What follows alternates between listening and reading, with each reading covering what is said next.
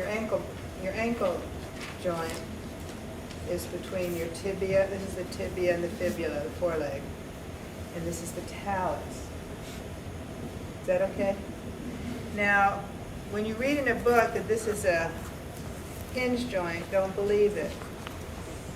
Because if you use it as a hinge joint, the way this one is okay. This one is a hinge joint. Let me hold it for a second. This is locked, so it's a hinge joint. This one is not locked, therefore it becomes a gliding joint. What you'll see when you look at the bones,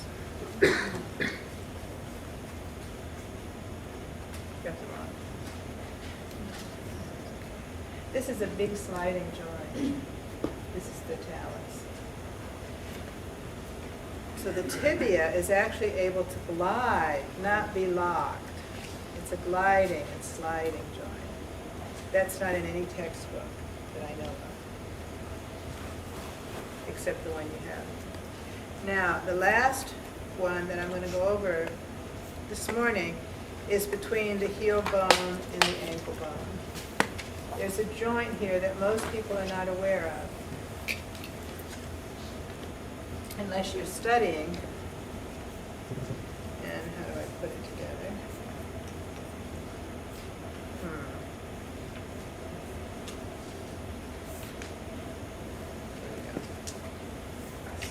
So here's the heel bone and the ankle bone, the calcaneus and the talus.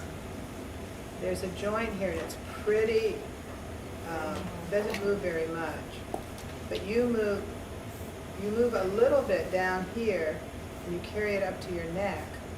That's a lot of movement. Could you show us over here too? I'm also it doesn't show very much movement.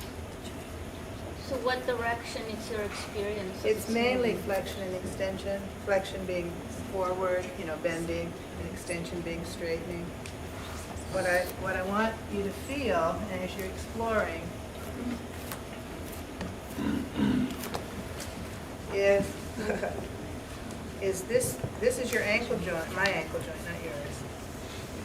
This is the joint here between the talus and the calcaneus. And actually, if you can get it to roll like this a little bit, you won't get very much, but to discover that joint so that if you have a tight Achilles, your problem lies here.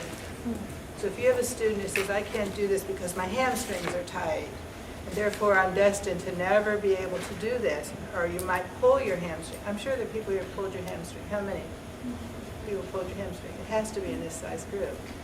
This is a key for you, is to open up this calcaneal talus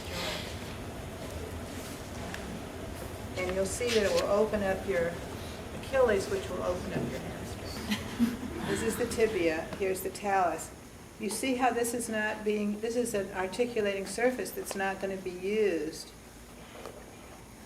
Did you turn it? I will.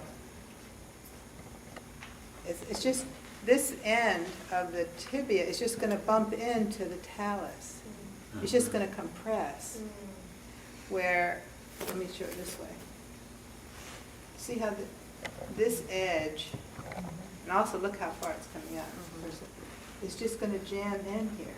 It's not going to slide. It's just going to rock. Where if you free, it'll slide. You always want to keep an even and consistent joint space through the whole range. You don't want to bump into the edges, but you want to maintain an even joint space, which means it needs to come through the whole body.